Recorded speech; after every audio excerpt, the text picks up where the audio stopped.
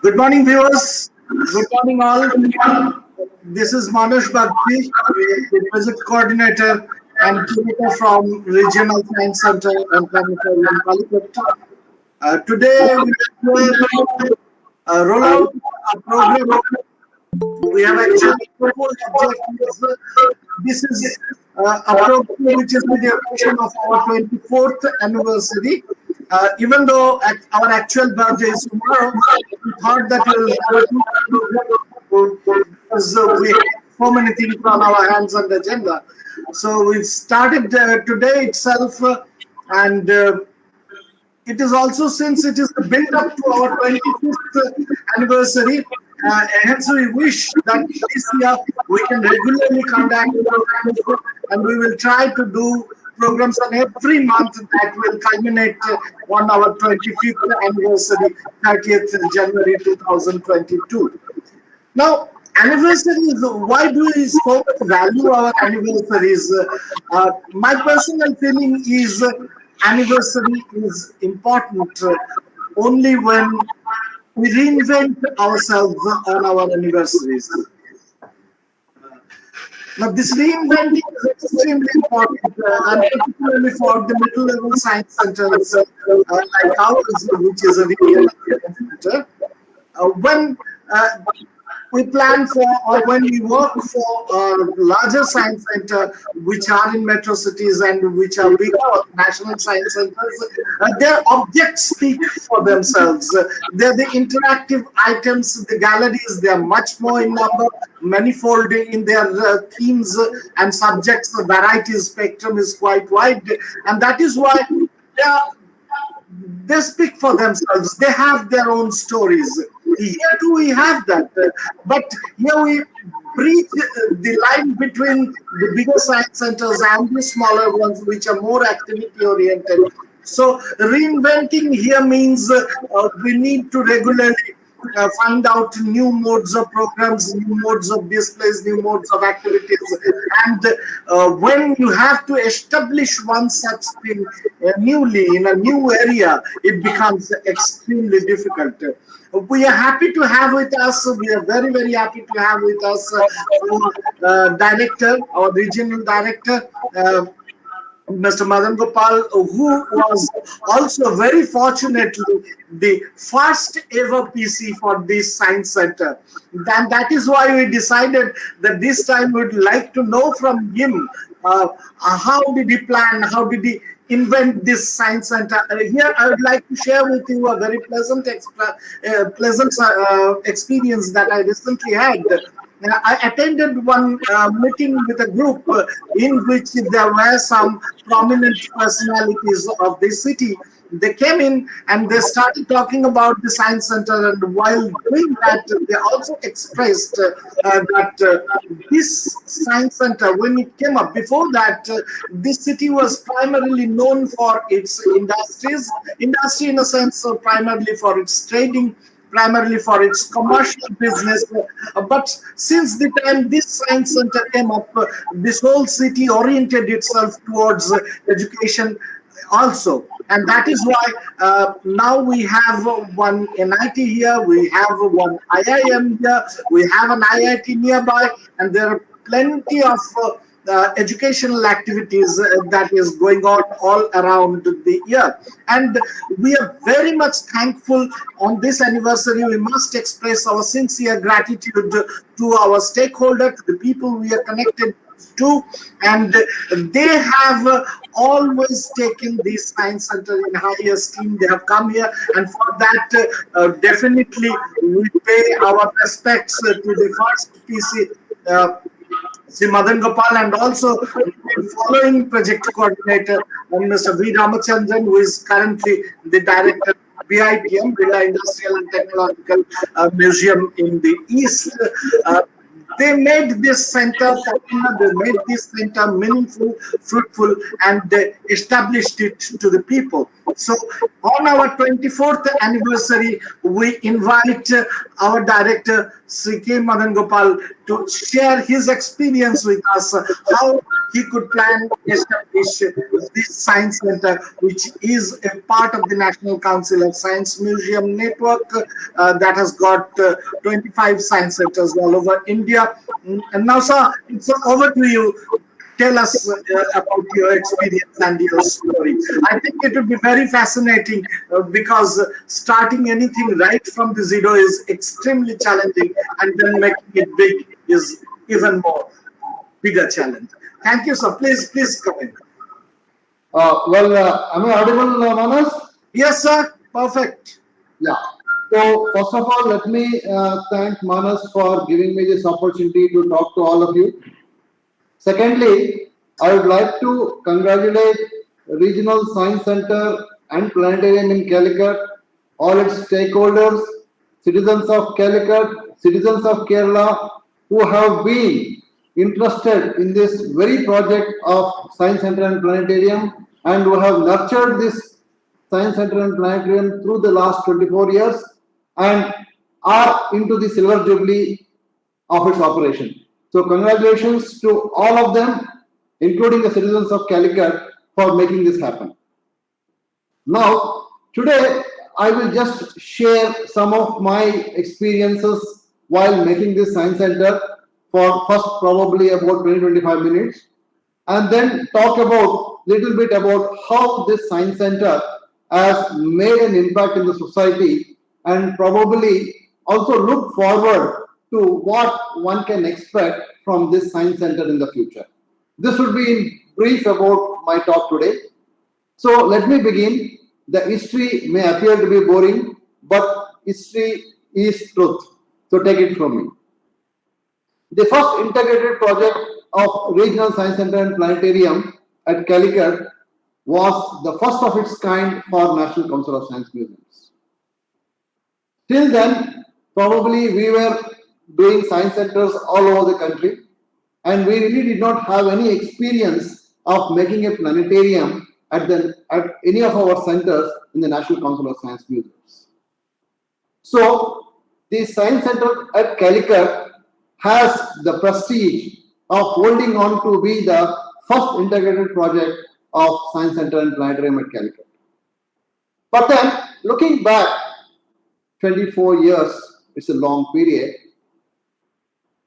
I would like to tell you that it's not 24 years, probably it is 34 years. The whole project of Regional Science Center and Planetarium at Calicut was envisioned by the government of Kerala way back in early 1980s. Probably you may be in for a shock, but this is the fact. The project was then handled by Calicut Development Authority. I think it has been abolished now. It no more exists. And action was initiated by them to set up the project on behalf of Government of Kerala.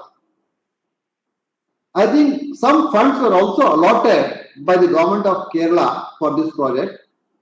And in the right earnest, the Calicut Development Authority took up this project and also identified an architect who was at that time one of the most popular architects in Kerala, whose name was N.M. Salim and Associates. The Calicut Development Authority worked with the architects, and I remember to have had discussions with those officials at Calicut Development Authority in those days that they did have some preliminary plan for the building as well as for the planetarium. And with whatever little money that they had got, they really took off to the construction, and a small skeleton structure was made by the Calicut Development Authority, which now is the office, it's a workshop which is housing today in the planetarium structure. But then the project could not progress, and the whole project came to a standstill. This I am talking about in early 1980s. But then the Calicut Development Authority did not sit quiet. On the planetarium side, they were working very hard. The Calicut Development Authority initiated action for the planetarium equipment, and in those days, planetariums were made by Carl Zeiss in East Germany, because it was still East Germany, because East Germany and West Germany had not united in those days. And so they did have talks with the Carl Zeiss equipments, and we also had an Indian counterpart from them. Of course, through the Indian counterpart, they were successful in discussing with them and getting the latest in those days, which was called as Carl Zeiss RFP DP2. Let me tell you, till then, in India, we just had the earlier versions, and RFP DP2 was never there in this country, and the first of RFP DP2 was installed in Germany, and second one was somewhere in South Africa. I don't remember the exact place where it was installed. The second one was in South Africa, and then in India we never had RFP DP2. So they went for that, and they were successful in getting the equipment. So the equipment landed in Cochin port, because in those days it was shipped and not airlifted, and the equipment was transported by road to Calicut as early as in the 1983 or 84. I'm not very sure, but I think it was in 1984. But then the problem was the planetarium construction was still on papers. So what to do with the equipment? The equipment has already landed in Calicut. So this was something I think one who has a brave heart can decide. In those days, Calicut Development Authority was very popular in Calicut, and we had a very able engineer there. And I should remember that great personality, in fact, who has contributed a lot to the development of the Science Center and Planetarium at Calicut, which many one of you may not be knowing. It was Mr. Balasubramanian. Mr. Balasubramanian was the executive engineer of Calicut Development Authority, and he took the decision, or probably on behalf of Calicut Development Authority, that all the equipment which has been shipped and which has been received at Calicut will be stored in a small shed in the premises of old Calicut Development Authority building. In fact, the old Calicut Authority Development building was in Palyam. I think many of you may be knowing that Palyam has a market. I don't know whether the market still functions, but this building is annexed to the market. So in that, they had arranged a room, and they fixed 2 window air conditioners, and the whole equipment was stored in that room. This was all the development that happened with Calicut Development Authority. But then Calicut Development Authority could not progress with the construction work for reasons well known to them. But I remember that there were some fund issues and many other issues, and the project did not take off. It was somewhere in 1988 that the government of Kerala decided that the project will be handed over to the Central Ministry, and that's how the National Council of Science Museums came into picture. So ultimately, in the early 1990, National Council of Science Museums entered into a MOU with the government of Kerala through CDA for taking up the project.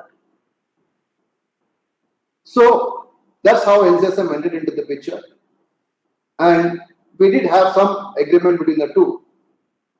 The agreement was something like this: the entire project of Science Center will be done by National Council of Science Museums, which includes the science park and all paraphernalia required for the Science Center as per the central guideline. As far as the planetarium is concerned, the civil construction work alone will be taken up by CDA with their funds, and the completed building will be handed over to NCSM, and NCSM will take the responsibility of erecting the planetarium with all required components and commission the same and also will be operated by NCSM along with the science center and the building assets of planetarium. And ultimately, the entire project will be with NCSM, and the building so constructed by CDA will be handed over to NCSM by CDA, along with the planetarium equipment which they had imported. Well, I think one can imagine the risk National Council of Science Museums has taken in this project, because the equipment was with the Calicut Development Authority for quite some time, and we had taken the risk of doing the project. Luckily, let me tell you, after we came into picture in Calicut Development Authority, I did have the opportunity of looking at that, but then let me share my experiences about that little later.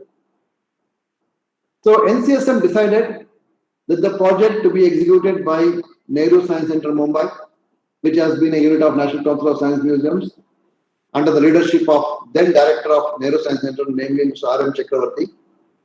Of course, he has been my mentor also, so my due regards to him. And under his leadership, the project was to be taken up. Of course, the then Director General Saroj Ghosh was directly involved in the project, and we did have direct interactions with him for the entire project.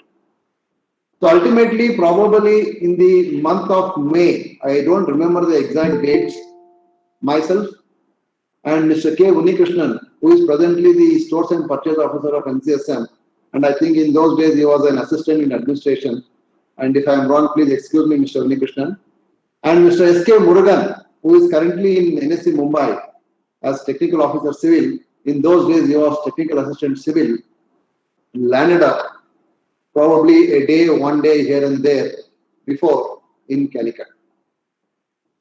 So all the three of us landed up in Calicut. We don't know where to go, whom to approach, what to do. The only contact was Mr. Balasubramanian. So we straight away walked into his office. A very charming, smiling personality, Mr. Balasubramanian, welcomed us with open hands. And he said, "What next?" In fact, this question, what next, I should have asked him, but he asked me, "What next?" I said, "We are from NCSM. So we have come here to execute the project of Science Center and Planetarium. So we need to start off. And since you are the only contact for us, we thought we should talk to you before we starting off and probably utilize all your resources in Calicut to make a beginning." He said, "Yes, good." Then we told him, we really don't have any place to sit. He said, "I know that you don't have a place." Then, in those days, the Calicut Development Authority, being in the Palayam, that building was already jam-packed with very little space, but he was very kind enough to provide a table and a chair for us. So the building was very crowded with all his own staff and officers, in spite of which he provided a table and a chair. And now we were three people, whom to sit and whom not to sit, what to do and what not to do. I don't know really how we managed it.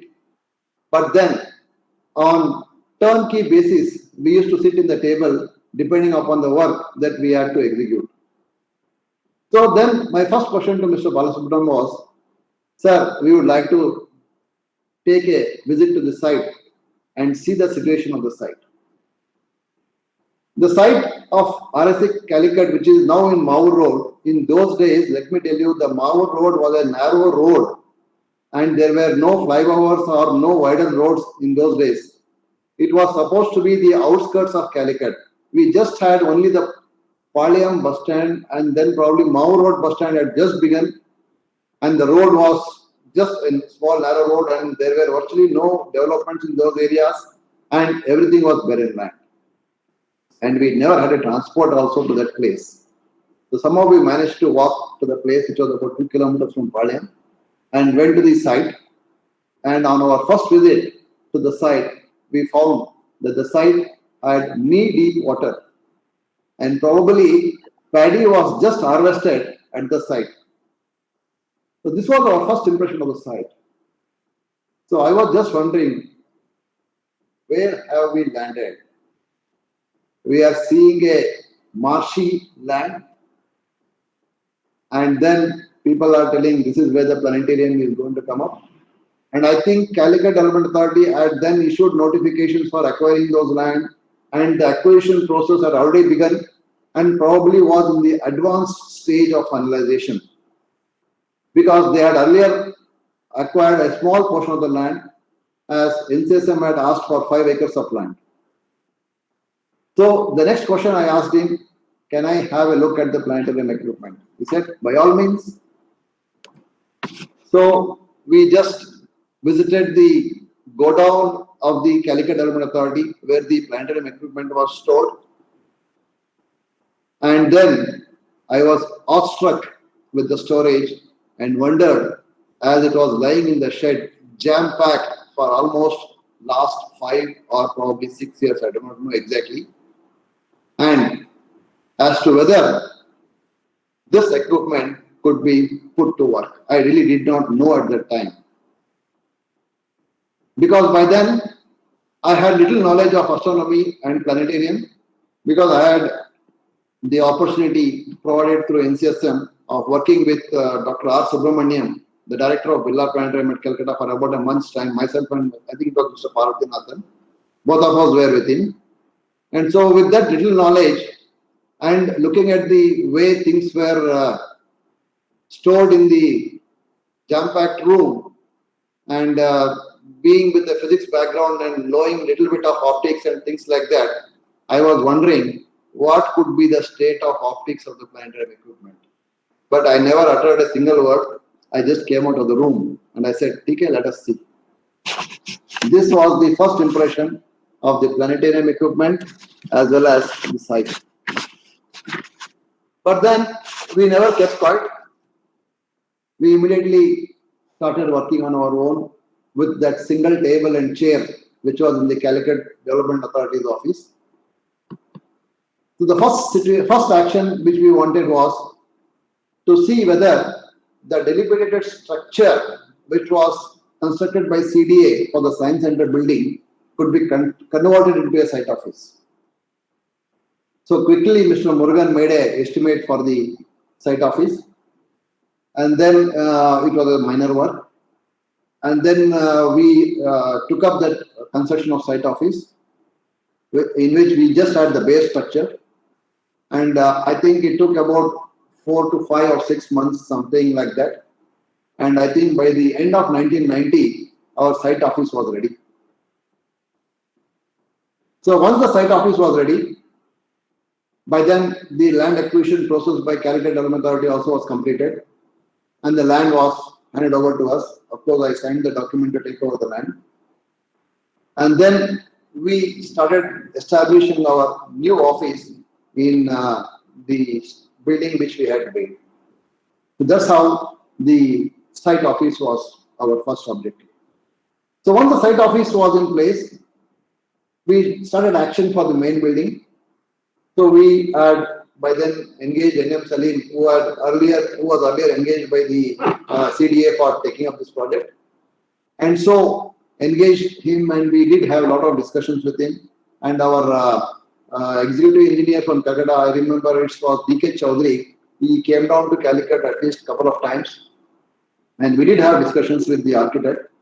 And then the entire building plans for the main building was finalized. And then we went for tendering of the whole thing, and we took up the tendering work. And luckily or unluckily, I do not know, we had a company by name Margis K. Pulayat from Ernakulam, who became the lowest tenderer, and he got the work for the construction of Science Center building.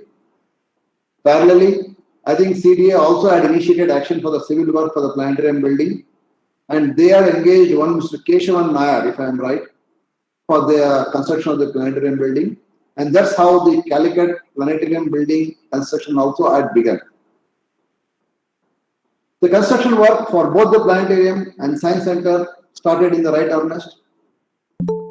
For the Science Center building, the pile foundations were completed, pillars started rising, and the progress was in tune with the time frame.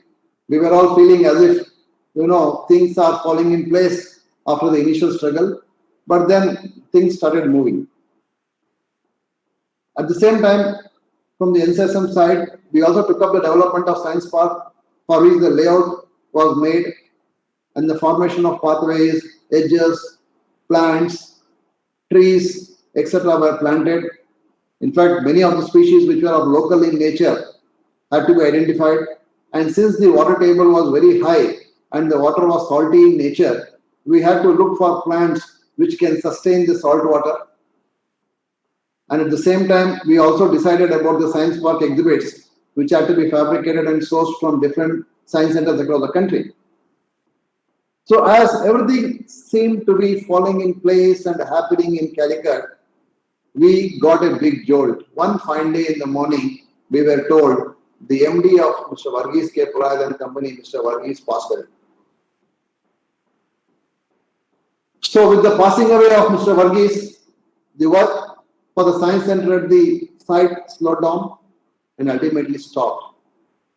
But the planetarium building continued. So I immediately rushed to Ernakulam to meet his son. I think he was called as Babu, I don't remember the exact name of him, and to chalk out the further course of action. And I did have a preliminary meetings with him for some time. But then, to my utter shock, he made a remark. Sir, we did quote for the whole building, but unfortunately, while quoting for the roof, we made a miscalculation, and our rate for the roof is just 10% of what is your estimated rate. My goodness. I came back and checked the estimate. He was correct.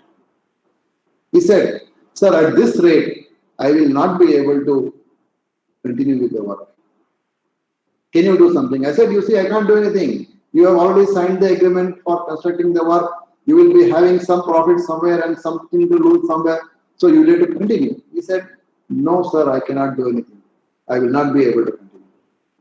So the matter was communicated to my headquarters. Mr. R.M. Chakravarti was in for a shock. So immediately Mr. R.M. Chakravarti and D.K. Chaudhary, who was the executive engineer of NCSM, flew from Calcutta and Mumbai to Ernakulam. So all of us, we tried to talk to the contractor, discuss with the contractor to see whether we can convince him to take up the work. But the contractor was adamant and he stuck to his decision of withdrawal. He said, no, sir, I will withdraw. So at the same time, we found that his EMD was not in cash. It was in the form of a bank guarantee. So I rushed to the bank at Ernakulam with a letter asking for encashment of the bank guarantee. And since the bank had close relationships with the contractor, they called the contractor. But since we had all the claim of the bank guarantee, the bank manager agreed to encash the bank guarantee. But then the contractor contested. In fact, the contractor went to the extent of lodging a case in the High Court of Ernakulam against illegal encashment of bank guarantee. It was a serious matter for the council. And then we had to engage Mr. Ishwaran Mani, who was a well-known advocate in Ernakulam in those days, once again courtesy Mr. Balasubramanian, to defend the case in the High Court. And after proceedings in the court for about 2 months, a decision in the court came in favor of NCSM, for which I had to commute between Calicut and Ernakulam at least maybe some 30-40 times. And the matter was settled. The contractor now said, sir, I would like to close the chapter. So whatever is due for me, please make payment for me so that I will withdraw from the site. So as per the terms of contract and agreement, we had to go for arbitration. So the arbitration proceedings began in Calcutta, and it took quite a lot of time in settling the arbitration. And probably after about 6 months or so, I don't remember exactly, the arbitration ended and the matter was settled and the contractor withdrew from the site. By then, we had virtually lost a precious time of a year or so. But then NCSM once again, with all its energy, put forth its efforts, and Mrs. Bridget Roof Construction Company from Calcutta were called in probably in 1993, for taking up the work. And Mr. Bridge and Roof, when they came up to the site for taking up the work, they were very, very, very honest, and in the right earnest, they started the work. I think the whole work took about a year or so, and ultimately at the end of 1994, the construction of the Science Center building was completed. By then, the planetarium building was also in place. Both were ready for incorporating the parameters which should go into that.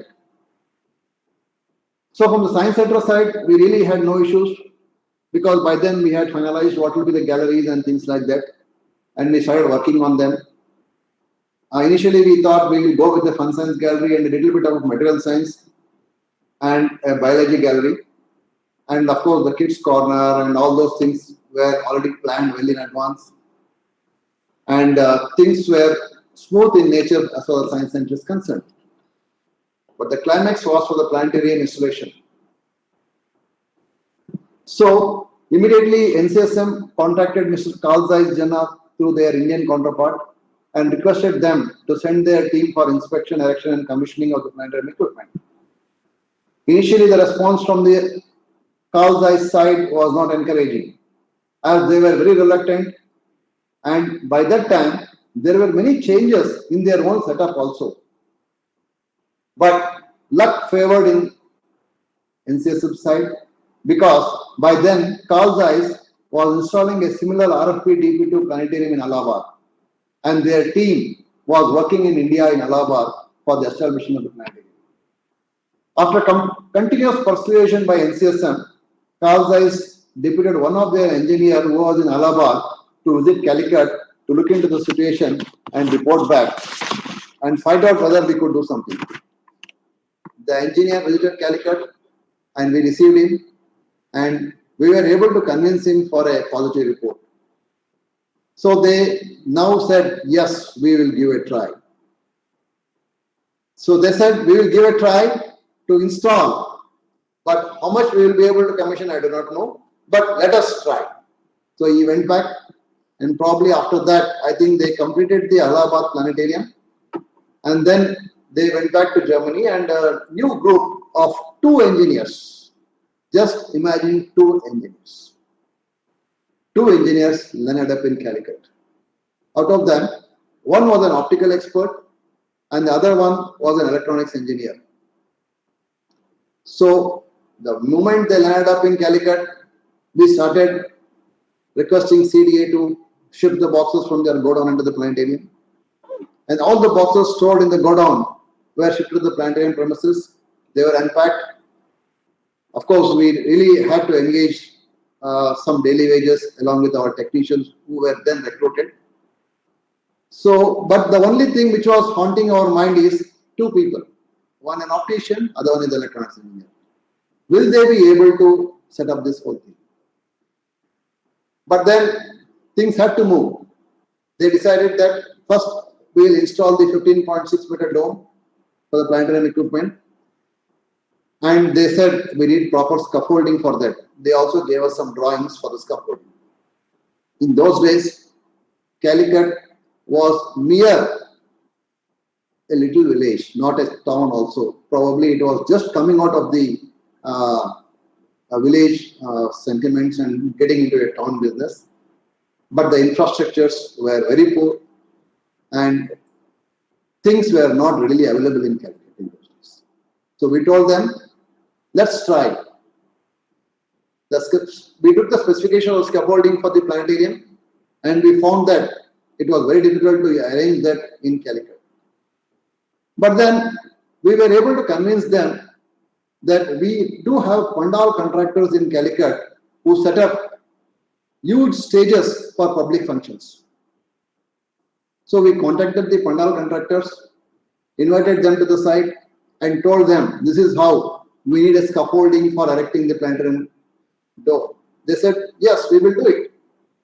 So within a span of a week's time, they bought in casuarina poles and made this scaffolding for the erection of the planetarium dome. The Germans were really surprised to see the way things happening in the planetarium equipment, in the planetarium project. So once the scaffolding with Casuarina poles came up in place, the two engineers, with the help of our technicians, and we also sourced some technicians from Bangalore. I think I remember one, Mr. Asari, came from Bangalore, and I don't know about other people. And we engaged some daily wage people who were unskilled people, and the process of setting up of the planetarium dome was taught to all of us by the German engineer. They were supervising and we were working. And that's how the entire dome was set up of the planetarium at Calicut. I think it took about a month's time for setting up of the entire dome of the planetarium. The dome was now ready. The projector, control console, and the power supply units were taken up for installation. Since we had two people, one an optician, other one an electronics engineer, the German optician started working with the optics of the projector and the electronics engineer with the electronics. The optics had a lot of fungus grown on them. It had to be thoroughly cleaned. And I remember to have sat with the optician to help him in cleaning the lenses. Many of the lenses were abundant and they were replaced with new lenses which were brought from Germany. It was really a very laborious and time-consuming process, but I think hats off to the optician who sat whole day for probably more than 15 days cleaning up of the entire lenses along with me. In fact, let me tell you, each of the star dome had 8 individual projectors, and each of them had a set of lenses along with its meniscus and eyelids, which had to be lubricated and assembled. But somehow the whole process was done and the projector was assembled with all the optics in place, including the eyelids for the projector. On the electronic side, the control console and the electronics of the projector was checked, and some of the parts which were damaged or not working were replaced by spares, and some were ordered from Germany, and they were reaching Calicut at a very short time. But however, the control console electronics was not stable due to corrosion on the slip rings. And when we tried to clean the slip rings were vanishing from the place. So we stopped working on the slip ring because it was very dangerous to work with the slip rings. The servo-controlled voltage stabilizer was also behaving abnormally. So the German engineers said the auto mode of the projector system cannot be commissioned because of all these issues. And further, they found that the audio electronics also could not be put in place. With all these difficulties, the planetarium equipment was commissioned in a manual mode, wherein one needs to press a switch for a particular function to work. With this, the German engineers left the Calicut site saying that the system is working and the whole thing is now for you to take up. Well, after that, for a few days, we put the equipment to test mode and we found that the system was not stable and was breaking down intermittently, and it could not be relied upon for public shows.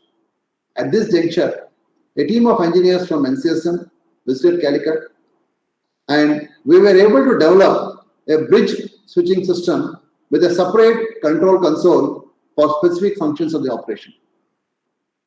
The entire soldering for the switching mechanisms was done departmentally, and the system put on trial operation and was found to be reliable on indigenously developed electronics. But it once again wanted an operator. So somehow we could find that the planetarium system is in place and could be put on operation. But where are the shows? We never had any shows because when CDA had an agreement with the Carl Zeiss, Jena in those days, they had never thought about planetarium programs. So we decided that we will do programs on our own, but we never had an expertise for that. So I think it was Mr. R.M. Chakravarti who contacted Dr. B.G. Siddharth, who was then the director of Birla Planetarium at Hyderabad, to help us out with some scripts. In fact, he provided us some 3 scripts for 3 different shows. I don't really remember the title of those shows. Please excuse me for that. And we had the scripts in our hand. And what to do next? We read the scripts, found out where we could include some slides, because in those days we had to use slide projector for the presentations. We collected slides for the script which they had provided, and then we had to record the audio. Luckily, in those days in Calicut, we had professional audio recording studios. I remember 2 studios were there, and I don't remember the names of those studios. One was run by a church, and the other one was a private entrepreneur. So we visited the private studios, engaged local artists, and got the audio recorded in English, and the audio was also translated into Malayalam, and it was recorded in Malayalam. So we now have the audio in both English and Malayalam, and on the other side we also had the visuals which we had collected for the shows. So we did try to synchronize visuals with the audio by putting it onto the system with an external audio recorder or audio player, and then worked out the timings for the whole thing, and we were able to synchronize the show. So the show was synchronized. We had to have an operator continuously switching on the systems on the show, and so we tried this for quite some time, and we found that the system was working reliably. So with this small background, we were ready with the planetarium with a manual mode where the audio is played in a tape recorder, and as the audio proceeds, an operator virtually presses the switches on the control console to switch on each of the visuals, including the star pictures. On the other side, on the Science Center side, by then we had set up our galleries. Fun Science was ready, and a small section of Material Science also was ready. The Biological Science gallery was ready, and then the Kids Corner was ready, and we also had a temporary workshop and a lecture room, and our office was fully furnished, and we were ready for inauguration probably in the early 1996 or mid 1996. So I can say by then the science park with all the greenery, flowering plants, science park exhibits in place, and the science center fully established with all the galleries, and the planetarium in a manual mode was ready for inviting the visitors. Ultimately, on January 30th, 1997, the project was dedicated to the nation by the then Chief Minister of Kerala, E.K. Nayanar, along with a lot of other dignitaries who came to visit the planetarium on that day. Since then, the support from Calicut Development Authority for setting up of this project is immense in nature, and I think we should remember them on this 24th day for all the contribution and the support that Calicut Development Authority has extended for us in making this project fruitful. So project has been well received by the citizens of Calicut and has been a must-visit place for children and adults alike. Now, let us take a look at how we have made an impact on the society. Now, in the Science Center and Planetarium, we have these are the components. We have the planetarium, we have the Science Center, and then of course the museum galleries, and we also have Creative Ability Center, and of course the non-formal education action activities. Let's start with planetarium. If you look at the planetarium, astronomy, you know, has been an integral part of human history. I'm sure all of you agree that since time people looked at the sky to identify the stars in the sky, identify the groups of stars into shapes, giving some names for them, and then identifying the different types of, giving the names of the constellations of the stars and identifying them. And also, they were trying to correlate those objects in the sky. So planetariums have made the sky in the daytime. Very simple. So if you have to wait, you don't have to wait till the night to look at the sky. Rather, you can look at the sky during daytime. That's how the planetarium becomes more important. Planetariums help us in understanding and comprehend our place in the space and time. And we can look at various aspects of astronomy and astrophysics, try to understand how seasons happen on the earth, how time changes on the earth, and probably planetariums are not just only for the young learners. In fact, the planetarium is for all. In fact, if you look at the social point of the planetarium, I really know that many community groups and professionals are associated with the Calicut Planetarium, trying to explore their lifelong visions and experiences. We did have a tie-up with Kerala Shastra Sahitya Parishad, and I know about Sky Watchers group, which was a very active group in Calicut. I think they are still there. So all these people have been associated with the planetarium in serious astronomy. Whereas at the same time, the planetarium has also helped in inquiry-based learning among the students and public.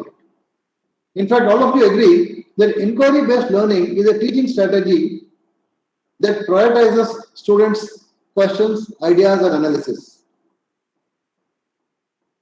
And in a planetarium environment, when we do a live show, the interaction between the presenter and the audience is immense in nature. In fact, it is one-to-one communication by which we started off the planetarium shows in Calicut, wherein one can explore various astronomical phenomena like probably how day and night occurs, the rotation of the earth, differences in the time paths of the sun during different seasons, process of the moon, how moon changes its position over a month in the sky, and the movement of the stars. All this could actually be seen in a time which is convenient to the visitor. In fact, the planetarium provides an exceptional opportunity for learning astronomy with inquiry-based procedure. This is where we make a difference in the society with the planetarium. Further, it has also been proved today that students who are serious astronomy students have gained more practical knowledge by attaching their classroom studies to the planetarium, wherein they look at the presentations in the planetarium to understand things better and probably resolve the misconceptions which are introduced by textbook illustrations, which are many times misleading. In fact, the classroom teaching of astronomy, when coordinated with the planetarium lesson, has helped to gain more knowledge and retention among the students. In addition, many students, even without interest in astronomy, can be made to be interested in astronomy because sky is always fascinating. And the sky is brought in the daytime at a time convenient to the visitor inside the planetarium. This not only incites the curiosity among the visitor, but also helps him develop his own knowledge. So we can definitely say that the planetarium experience is an important gateway for learning for children, and probably we can also go to the extent of saying that planetarium programs have helped students to better understand astronomy in a larger context. In fact, today we are having different sets of planetarium systems, which I'll come to that a bit later. But then we can definitely link up the planetarium to the social status of the country and the social fabric of the country, wherein the interaction is closely knit. Now, coming to the Science Center, dissemination of science and technology among public is one of the most important aspects of Science Center for developing a knowledge-based society. In everyday life, we enjoy various gifts of science and technology that have made our life easier and more comfortable. In this context, probably popularizing the developments of science and technology among masses empowers the citizens to make right choices in their life and enables them to harness scientific advancements and technological innovations. In addition, the scientific awareness can strengthen and empower the entire social fabric to achieve overall development. So the relevance of Science Center and Planetarium is very clear, and I'm sure that we can appreciate the way we have made an impact into the society by our various activities, about which I will be coming through. Maybe I think I'm running short of time, but then I'll just take other 10 minutes to conclude my talk. So then we look at the other three aspects there. One is about museum galleries, the other one is about the creative ability centers, and about the non-formal education action activities. Let us move about one by one. Now, this is about the planetarium, about I think probably one of the shows that we had launched, Secrets of the Universe. Then coming to the Science Center, in a Science Center, we have two types of galleries. One is the thematic galleries, and these thematic galleries are developed based on a specific topic and a specific theme, and this is to encourage visitors to interact and participate with the exhibits to learn about the scientific concept. This is one-to-one interaction with the exhibit, wherein a visitor gains his experience by working with his own hands, and it's a first-hand experience for better appreciation of the science and the application of science in the daily life. This concept of appreciating science can enable a visitor to better harness the science for his daily needs. Likewise, we also have galleries on entertainment and fun. We call them as fun science galleries. And these galleries are exhibits wherein one can experience phenomena which they experience in their daily life and correlate to the science behind that. Here in these exhibits, you can interact with the exhibits, try to understand the science behind them, and correlate it to your daily experiences. So all this helps one to appreciate science and also better harness the facilities. In fact, the Science Center also organizes several temporary exhibitions on topics of current interest to drive home the importance of those issues in the society. One of the best examples of late is an exhibition on COVID-19, about the panorama, about the pandemic that we are facing today. So likewise, we have been doing many exhibitions on various aspects of pandemics, about contributions of scientists, about phenomena in science and technology, and all that which we bring to the common man. So all these temporary exhibitions, in one way or the other, relate to the social fabric of the country. Now let me tell you, we recently concluded an exhibition on superbugs, wherein we were trying to tell the people that how simple microorganisms are developing into superbugs because of probably extensive use of antibiotics, or I can use about exploitation of antibiotics.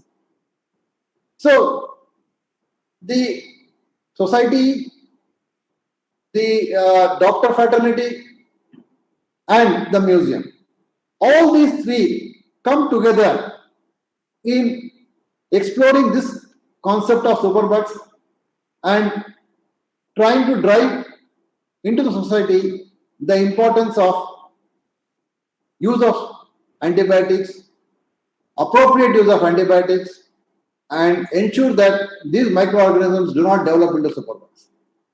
So this closely knit interaction is what the science center activities are all involved about. On the other hand, if you look at the creative ability centers, the creative ability centers in a science center function almost round the year. In fact, students who work with the creative ability center work either during summer or winters, and we have many concepts on which the students work in the science center, trying to explore those concepts, and we also encourage them to come out with new ideas and problems which they think in science could be addressed, and we in fact mentor them to work with those problems and make projects out of them so that they can appreciate the science behind them. In fact, the whole idea is to encourage the student community towards science and make science as their career, and at the same time become a science entrepreneur in the future. So this is the whole idea about the Creative Ability Center activities in the Science Center. Now, another important aspect is about the non-formal education extension activities.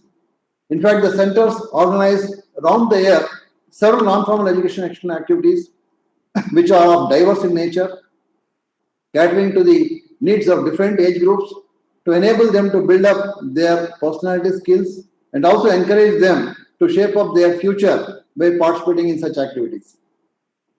In fact, there are many examples of people who have participated in many of these non-formal education extension activities, having taken up science as their career and then becoming interested in science. So, science centers have made their place in the society, encouraging the society to be socially active and promulgate scientific knowledge among the masses. Though the contribution of science centers is yet to be fully recognized, it has been doing human service to the society through its various activities and programs. At the same time, what is the future? Where are we looking forward to in the future? Now, in this 24th year of existence of Regional Science Center in Calicut, we are planning big for the next few years. One is, we would like to bring in the state-of-the-art planetarium equipment for Calicut, wherein we should be able to have better astronomical phenomena explained through the planetarium, give them good experiences of astronomy, probably in many dimensions. At the same time, make planetarium an interesting aspect of the society.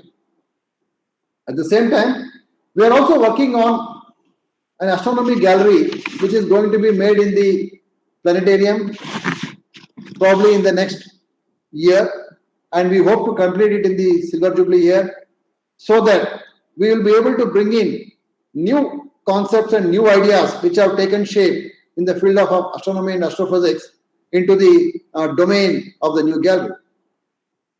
At the same time, we are also looking for a new avenue.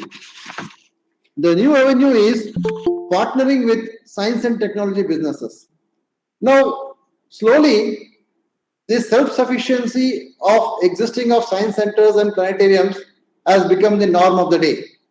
So if we have to be self-sufficient, then we need to partner with the science and technology businesses. Rather, we need to expand our horizon into this domain of business.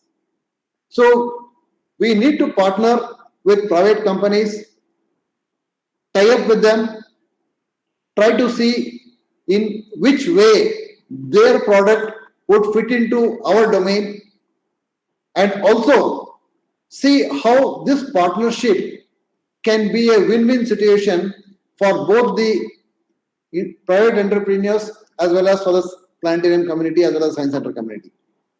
So probably this new idea which we are thinking of could probably open up our horizons into the future and make us sustainable. So opening up of our horizon into the future is something which we need to look into.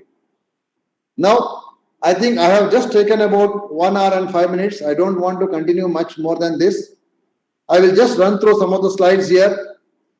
Probably this will give you some more information about our other activities that we do in the Science Center. And then if there are any other ideas or concepts which we would like to take from the audience today, you are always welcome. And then probably after I close these slides, we can have an open chat, and we would always welcome new ideas and new thoughts from the audience. So with this brief, I would like to end my today's talk, and then probably I would look forward to the interaction with the audience.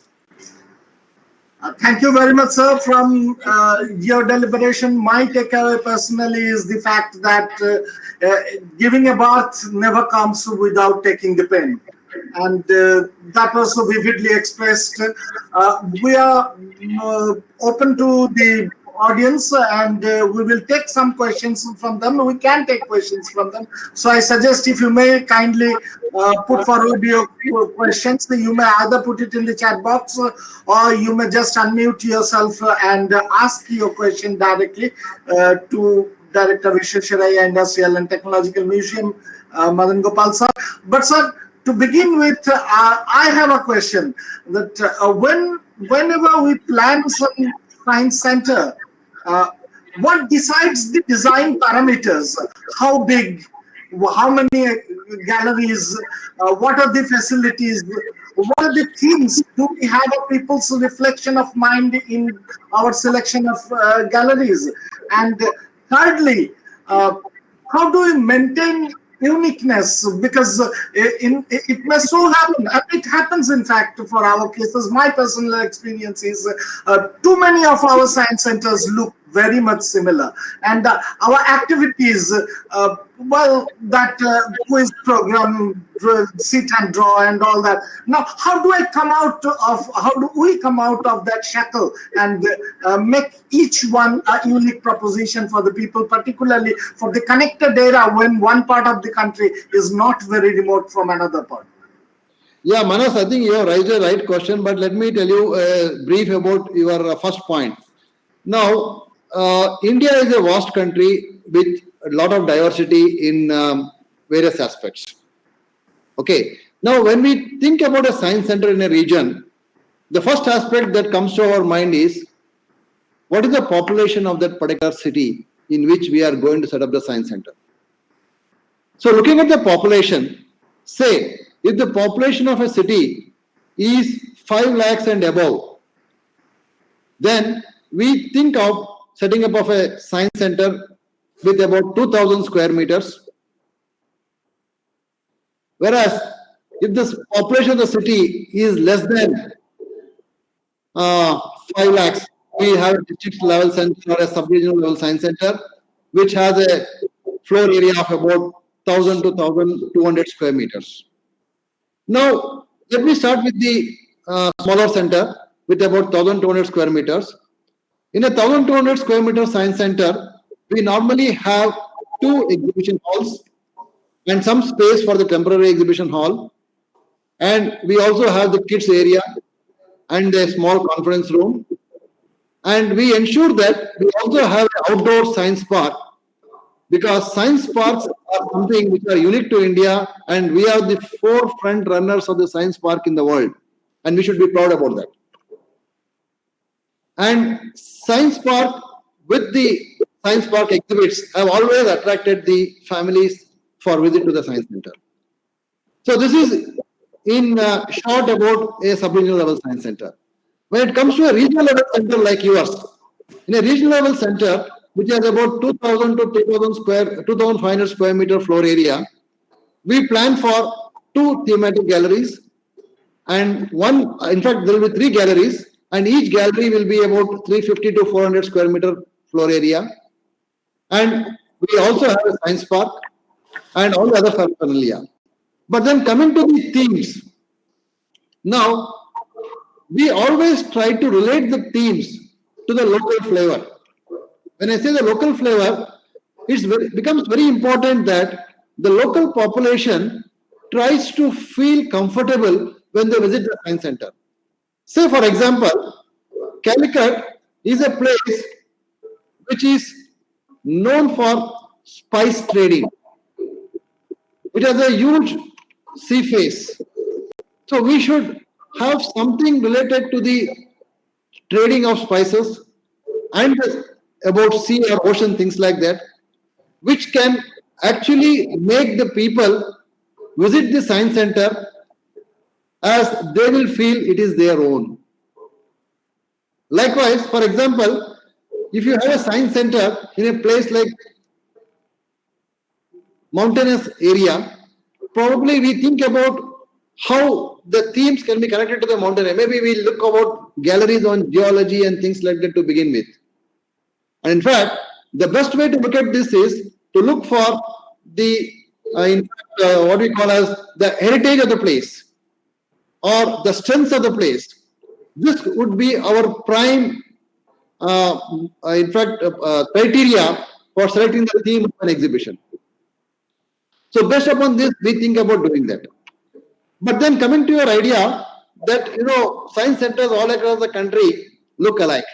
I do agree with you that some of the exhibits in the science centers look alike, especially the Fun Science Gallery. But then this was not the basic idea. In fact, if you remember, we had a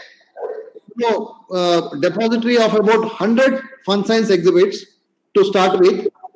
And we also had a vision of increasing it to 500 in nature to build up a huge bank of fun science concepts. And these fun science exhibits, as far as possible, in a region will be unique. It will not be repeated in the same region. So somehow I do not know whether we have been able to reach to that ambition. But then somewhere we find that there are some exhibits which are common in nature.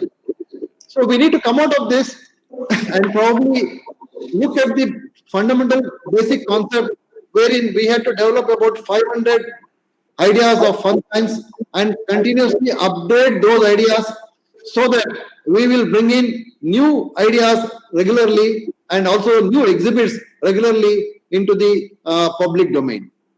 This is what I would like to share with you, Manas. Manas? Manas? Is it okay? Was I audible? Yes, sir, it's fine. It's fine. We are now taking questions from others also. I think our colleague Mr. Amitabh Singh from Sri Krishna Science Center Patna would like to ask a question. Amitabh, please come in. Yeah, good afternoon, sir. Very informative and very engaging talk. You shared a lot of your experiences. But before today, I was not aware of your so much of experiences. Sir, I have two questions for you. I would like to be one by one. I will ask you.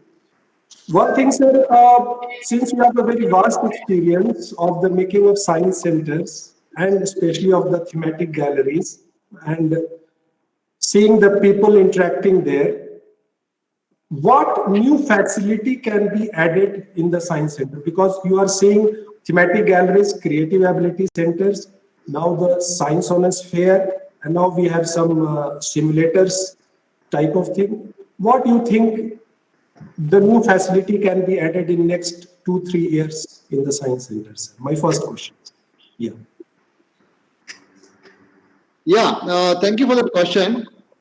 We need to change with the times. So if you look at the experiences across the world, exhibitions are common everywhere.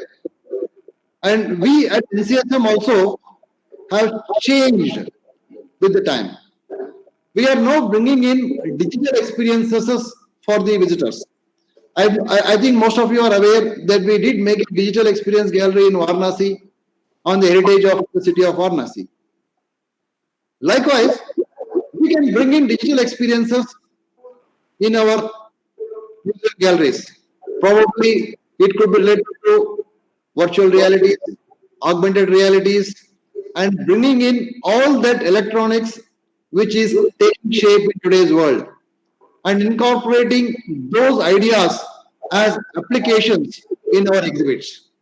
And at the same time, make our exhibitions keep up with the time so that visitors can have a fresh look at the whole galleries from a different perspective. Though this is one which we have already started.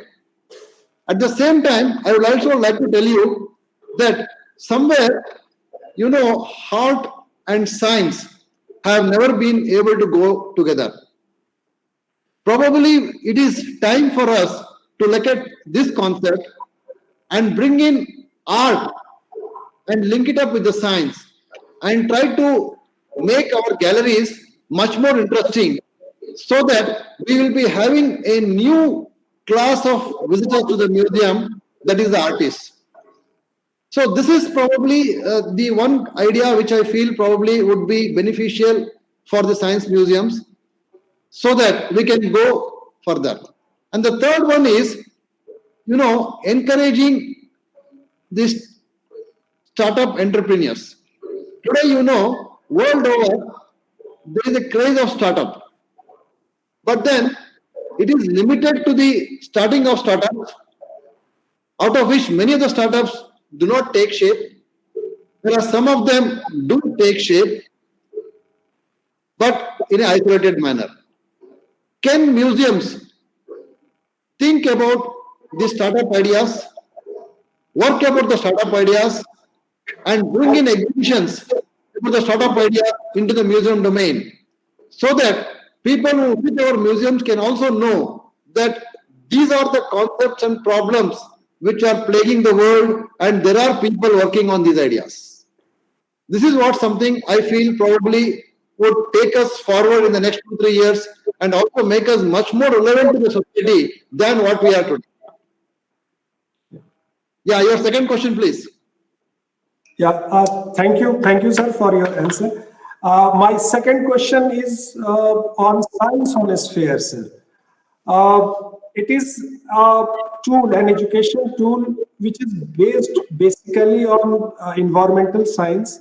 Geography part is more. And since VITM Bangalore hosts this system for last, I think, more than 3 years. So what do you think, how can we use this system for communicating science? Sir, okay. What we are doing, it's known to all of us, but what do you think in future we should do with this system? Yeah, see, you have asked a very, pertinent question at this moment. Let me tell you, when we thought about the science of a sphere, I think all of you know that initially they told that we are going to give you some 100 playlists and all those things, and you can draw all those things and then make your own program and make the show and all those things. Okay, at VITM, we did try to use those playlists and develop our own programs. In fact, we have developed programs on climate. We have developed programs on probably the earthquakes and tsunamis. And we also have developed a program on geography. But then, after looking at the whole ideas, we wanted to develop our own concepts. So we did try to, in fact, talk to ISRO, because ISRO also has been launching satellites, and they have been also collecting a lot of data from the space.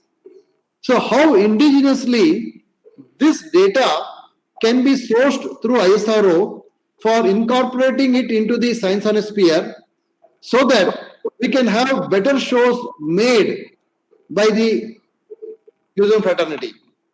Somehow this did not take up in the right earnest, but it is still in the planning stage. So probably what I feel is, if we can develop our own concepts and shows with the resources that are available, and then use the science on a sphere for addressing those ideas and those programs, we will have much more variety than what we are having today, and utilize the science on a sphere to its fullest extent so that it would be really appreciated by the society. This is what I feel so. Yeah, thank you, sir. Thank you very much.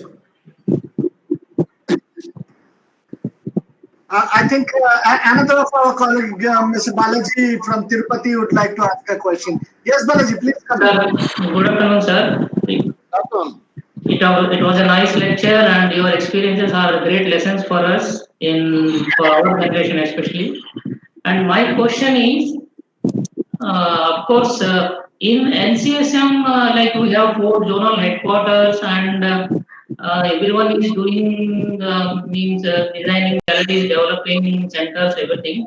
But what I feel is that knowledge is not being shared among the curators, especially. So, can it be possible, at least at this stage, now the technology is there, everything is there, now we are doing online meetings and all things we are doing. Maybe if possible in NCSM, that website, or at least in zonal headquarter websites, can we provide a separate corner for curators, especially say for example, if they have developed one exhibit or whatever it is, so they can share and it can be viewed by all. So I think this knowledge sharing, can it be possible now, at least, so that what other people are doing, like we have various disciplines like physics, electronics. Of course, in electronics and computer science, there are a lot of advancements. And since I am from physics background, of course, I am lagging in those subjects. So, by this knowledge sharing means how the exhibits are being developed. Can it be possible, sir? It was just my suggestion or question, please. Yeah, Balaji, I would not fully agree with you that knowledge sharing is not there in NCSM, because if you remember, in the southern zone, when we plan for an exhibition, we have our project coordinator meeting, wherein the curator who is supposed to develop the ideas shares his ideas among the entire gamut of curators in the southern zone. Do you agree? Yes, sir, I agree. In southern zone, we are following and we are doing it. Yeah. So that means that is what we call a sharing of information. And we also tell you what technologies we are developing in the southern zone at the headquarters, and we have been able to share it with you. The best example is about your gallery on non-conventional energy resources, where we have shared a lot of technology with you. Okay. Now, coming to the national level. See, in the national level also, the Central Research and Training Laboratory has been doing phenomenal work in the R&D of technology for implementing in the exhibits. But then we should be able to ask them what exactly we want. And I'm sure if we ask them what exactly we want, they'll be very, very happy to share the information with you. So, and in fact, I know about some of the informations because I closely interact with them, and I know what technologies they have been developing and how they are working. And nowadays, I think they are also sharing it in the WhatsApp group also about the technologies which they are developing. So slowly things are opening up. But then, India being a country where we keep all things for ourselves, probably it will take some more time for us to be an open-ended society wherein everything will be available for everyone. Okay, Balaji? Yes, sir. Thank you, sir. Any other questions from any of our viewers? You may kindly raise your hand or just unmute yourself and get your video on and ask the question. Right now, there's none. So, sir, I'd like to know one more thing from you. Over this long period of time, you have recruited so many people for the museum, and I consider that engagement of a proper human resource is one of the most important factors from building a good museum. What are the characters that you look for when you try to engage people? Number one. And associated with it, I'd like to ask another question, that nowadays I find that there is a very strong tendency of proposing on the very first case that let us outsource it. how much agreeable are you with this concept? Do you feel that we should try to develop our own strength of technical knowledge, or rather we should act as the managers mostly and hand over the work really to the workhorse outside, which we can hire by money? And it is my personal opinion, but I find that among our curators also there is a very strong segregation between the manager curators and the mystery curators. How do you look at it about this, and what is your proposition regarding this? Yeah, Manas, you have actually asked some of the, one of the most relevant questions in today's context. Now, you see, I have been involved in curator selection for quite some time. And I have been involved also in making question papers for curators. So when I make these question papers, I look for two characters. One is, you see, a curator as such needs to have an open mind, first of all. He should be able to grasp in information from any source that comes to him. And thirdly, should have little bit of critical thinking. I feel knowledge can always be obtained from books. Knowledge can always be obtained from different sources. So knowledge is not too important a character for a curator because it can always be gained. But then critical thinking, evaluation, asking questions, why? Why not this way? Why not the other way? Why I should not try the third way? That means out-of-box thinking is something which is very, very, very, very conducively important for a curator. Without this, probably one can never be a successful curator as far as I am concerned. So this is, I feel, probably one of the most important character a curator can have. Now, coming to your other question of outsourcing. Let me tell you, about 10 years back, our time target for making a gallery was probably 24 to 26 months or something like that. Whereas today, our time frame for making a gallery is 12 months. In this change scenario, time is one aspect which is very important. At the same time, the resources which are available for us is also limited. Now we have to match our resources to the time to deliver. So without matching the resources and time, our delivery will not happen because the society is demanding delivery in a faster time. Even if you take the case of ISRO, earlier ISRO used to take 2 to 3 years to launch one satellite. Whereas today, in 1 year, they have multiple launches. Maybe I think 10, 20, I don't know. So we also should change with this phenomena. Now, if you have to do this, I fully agree that internal capability development is very important. Because without internal capability development, you do not know what you want. So if you want to know what you want, then you should be capable of understanding what you want. So if you are capable of understanding what you want, then the laborious job or manual job can always be outsourced. But not the conceptualization, not the idealization of concepts, or not curating an exhibition.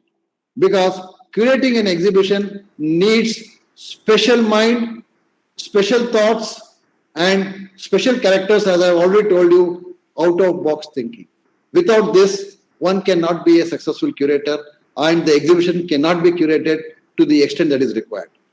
So I feel we need to reserve all this for our internal development, develop our own resources for this, whereas the manual labor can always be outsourced. This is what is my opinion, Manas.